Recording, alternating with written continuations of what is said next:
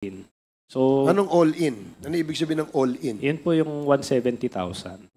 Ibig sabihin, pag may calling card ka na may nakalagay all-in, ibig sabihin enrolled ka.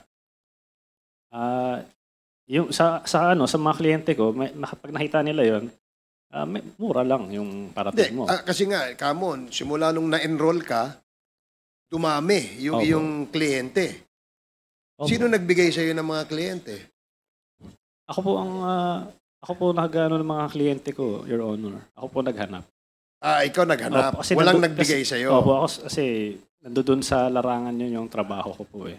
At Sa tracker. malakas ang loob mo maghanap ng kliyente kasi enrolled ka na. Yes po, Your Honor. Okay, sige. Salamat.